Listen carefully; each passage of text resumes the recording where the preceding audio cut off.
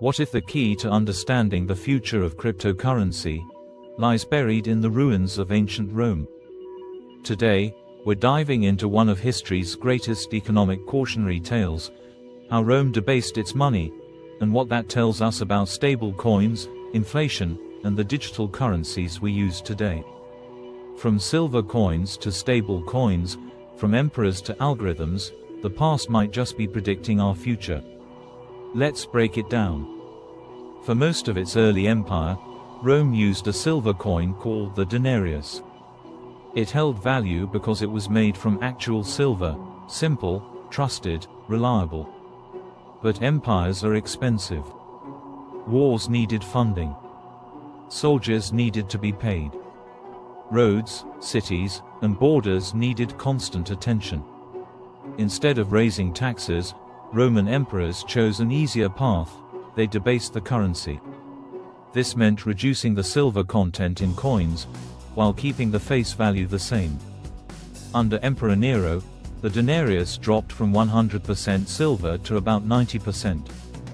By the time of Emperor Gallienus in the 3rd century, that number had fallen to less than 2%. Imagine earning a salary, only to find out it buys half as much every year. That's what happened to Roman citizens. Inflation exploded. Trust in the currency collapsed.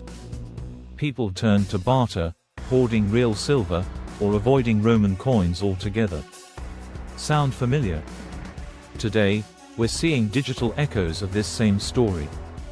Stablecoins, like USDT, USDC, or even algorithmic ones like the former Terra USD, are designed to stay stable, usually by being pegged to the US dollar. But just like Roman coins, their stability depends on one thing: trust. Trust that they're fully backed. Trust that their reserves are real. Trust that no one will manipulate the system. Take the collapse of Terra, Luna in 2022.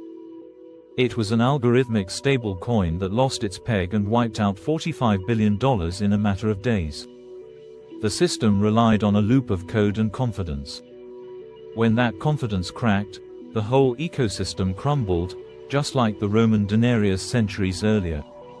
And while Rome debased over decades, digital currencies can unravel overnight.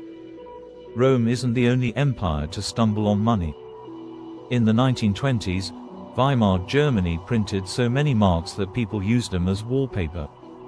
In Zimbabwe, inflation reached 89.7 sextillion%, yes, that's a real number, by 2008.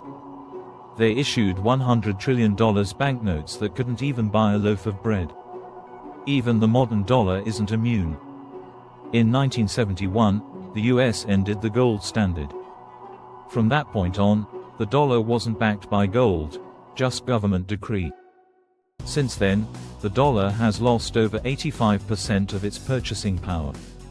Each time, the story is the same. When trust in money fades, people look for alternatives: gold, commodities, even Bitcoin. Bitcoin, with its fixed supply and decentralized nature, is often called digital gold. Could it also be the modern answer to ancient Rome's inflation? So what does all this tell us? It tells us that money is more than metal, paper, or code. Money is trust. If stable coins are overissued or poorly collateralized, they risk becoming the next denarius.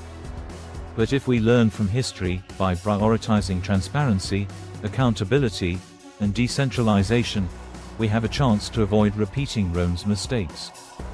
Crypto isn't just about innovation. It's about restoring confidence in money, something humans have been chasing for over 2,000 years. Because the tools may change, but the patterns stay the same. If you enjoyed this journey through time, make sure to hit subscribe, give this video a like, and drop a comment below. Would ancient Rome have embraced Bitcoin? What other financial lessons should we learn from history? This is Wealth and Power Through Time, where the past meets the future of finance. See you in the next episode.